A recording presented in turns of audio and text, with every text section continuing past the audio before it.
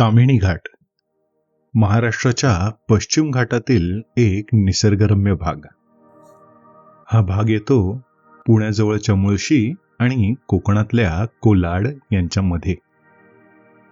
ताम्हिणी घाट प्रसिद्ध आहे हिरवेगार लँडस्केप, घनदाट जंगलं आणि पावसाळ्यातल्या असंख्य धबधब्यांसाठी. पुणे आणि मुंबई या दोन्ही जागांहून इथे अगदी सहज पोचता येतं, त्यामुळे ही जागा अतिशय लोकप्रिय आहे. इथला मुख्य इन्कम सोर्स म्हणजे शेती. कोकणाप्रमाणेच नोकरीसाठी मुंबई पुण्यात इथले युवक येतात. पण ज्यांना गाव सोडून शहरात जायची इच्छा नाहीये, अशांसाठी एक आदर्श आहेत रामदास येनपुरे. 2 आठवड्यापूर्वीच रामदास येनपुरे यांच्या ताम्हिणी नेचर्स नेस्टमध्ये जाण्याचा योग आला. ताम्हिणीच्या जंगलांमध्ये वसलेली ही जागा. आजूबाजूच्या जंगलांमधले पक्षी बघायला अशी काही जागा असेल असं बाहेरून बघणाऱ्याला वाटणारच नाही. आम्ही पोचलो त्या दिवसाचं पहिलं सेशन आम्ही तिथल्या बर्ड हाईडवरती बसून काढलं.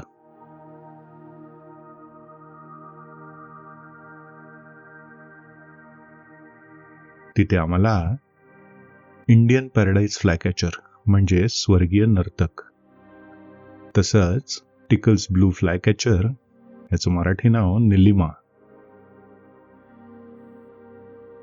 ब्लॅक नेप्ड मोनार्क म्हणजेच जांभळी लिटकुरी,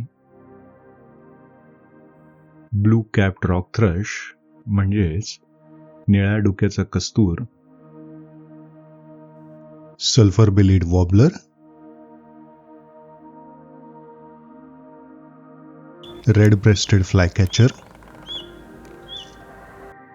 क्रिम्सन बॅक्ड सनबर्ड आणि रेड स्पर फाऊल हे पक्षी बघायला मिळाले. संध्याकाळच्या सेशनसाठी रामदास आम्हाला त्यांच्या जंगलातील एका स्पेशल जागेवर घेऊन गेले. ही त्यांची प्रायव्हेट जंगल सफारीच. त्यांच्या 4x4 इसुझू गाडीने आम्ही जंगलात फिरत होतो.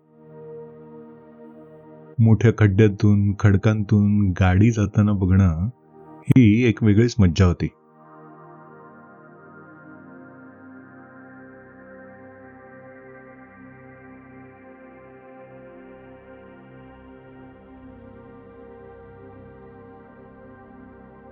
शेवटी आम्ही एका अशा जागेवर पोचलो जिथे संध्याकाळी एकामागून एक सतत पक्षी येत होते. Indian paradise flycatcher, Tickell's blue flycatcher, black nape monarch, yellow browed bulbul, crimson backed sunbird, red breasted flycatcher, brown cheeked fulvetta, yellow wagtail, puff throated babbler यांसारखे पक्षी इथे सारखे येत होते. काही वेळाने हा आवाज आला. रामदास हळूच म्हणाले, हा शिमेटर बॅबलरचा आवाज आहे. हाईड्सवरती हा पक्षी सहसा दिसत नाही. तसंच हा एका जागेवरती बसत सुद्धा नाही. सतत इकडे तिकडे उड्या मारत असतो. तसंच हा समोर एकदा आला आणि काही सेकंदात निघून पण गेला. नंतर मग इथे स्क्वेअर टेल्ड बुलबुल आला. आपल्याकडे दिसणाऱ्या बुलबुल कुळातलाच हा एक वेगळा पक्षी. उजेड कमी झाल्यावर फोटो काही नीट येत नव्हते. मग आम्ही परतीच्या वाटेवर निघालो. परतताना रामदास यांना माहिती असलेल्या झाडांवर बघायला सुरुवात केली. अंधार असल्यामुळे आता निशाचर पक्षी दिसण्याचा चान्स होता. समोर एका जाळीवरती आम्हाला हा सवाना नाईटजार बसलेला दिसला. बाजूच्या रस्त्यावरून एक गाडी गेली म्हणून तो वरच्या इलेक्ट्रिक वायरवर जाऊन बसला.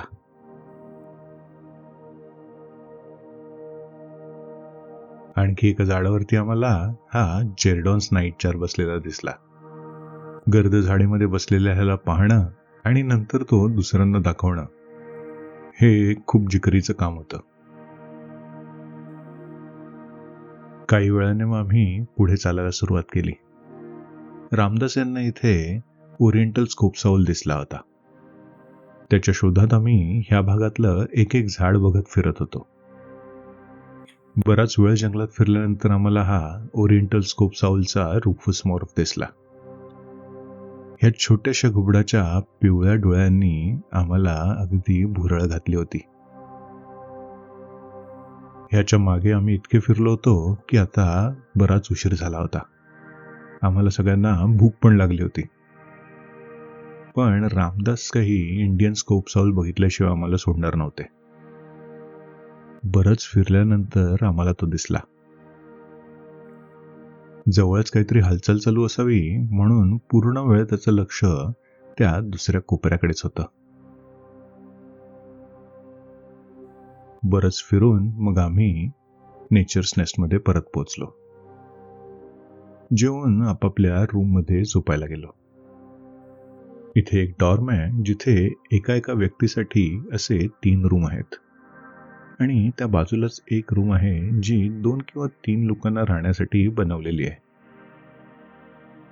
इथले रूम्स आणि वॉशरूम्स अगदी स्वच्छ आहेत. तसंच आंघोळीसाठी गरम पाण्याची सोय देखील आहे. दुसऱ्या दिवशी सकाळी मग आम्ही एक वेगळी जागा एक्सप्लोर करायचं ठरवलं. समोर दिसणाऱ्या डोंगराच्या पलीकडल्या गावात जाऊन बर्डिंग करायचा असा आमचा प्लॅन होता. या सेशनसाठी मी आणि प्रवीण गाडीच्या मागच्या ओपन भागात बसलो. तामिणी घाटात आणि जंगलात ओपन जिप्सीमधून फिरणं हा एक खूप छान अनुभव होता. डोंगरावरील कच्च्या रस्त्यावरनं जाणं तसंच खडबडीत पाऊल वाटांमधून गाडीतून फिरणं हे एक वेगळंच समीकरण होतं. आम्हाला डोंगर ओलांडून जायला थोडा वेळ लागला, पण जेव्हा त्या स्पॉटवर पोचलो तिथला व्ह्यू खूप सुंदर होता. पाण्यासमोरील जागेवर मग आम्ही गाडी थांबवली आणि नाश्ता केला. तिथून मग आम्ही एका गावाजवळ पोचलो. त्या गावाजवळचा एरिया एक्सप्लोर करताना आम्हाला हे पक्षी दिसले. Indian paradise flycatcher, pied bushchat, yellow wagtail, Tickell's blue flycatcher आणि ब्लॅक नेप्ड मोनार्क. तिथून परतताना आम्ही रामदास यांना विचारलं त्यांनी नेचर्स नेस्ट कसं आणि का सुरू केलं. हॅलो एव्हरीवन, माझं नाव रामदास एनपूर आहे.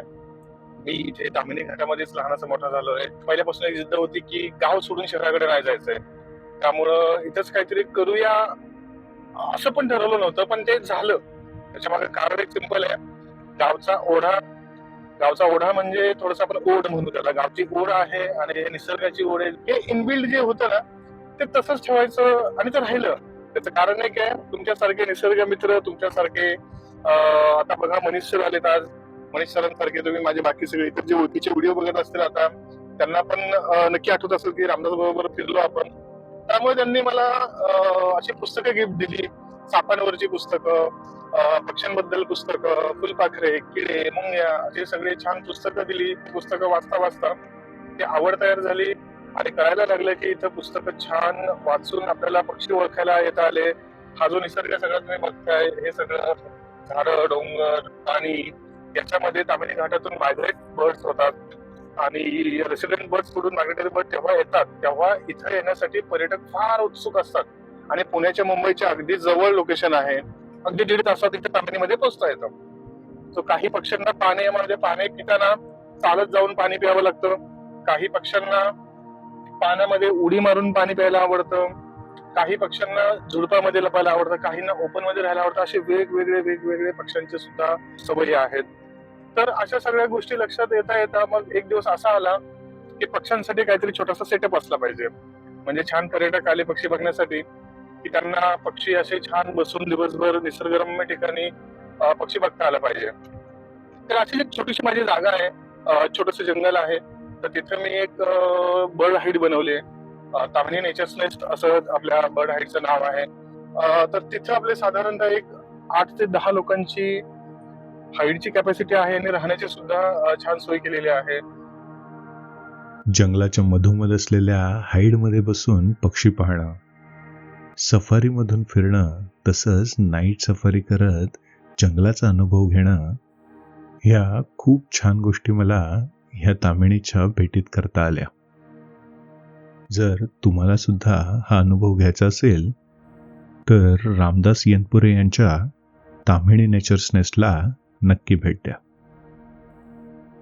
आय होप तामिणी नेचर्स नेस्टची माहिती देणारा हा छोटासा व्हिडिओ तुम्हाला आवडला असेल. आपल्या आजूबाजूला दिसणाऱ्या पक्ष्यांची माहिती मिळवण्यासाठी तसंच पक्षी पाहण्यासाठी मी केलेल्या माझ्या ट्रिप्सला मला जॉईन करण्यासाठी या चॅनलला नक्की सबस्क्राईब करा. थँक्यू.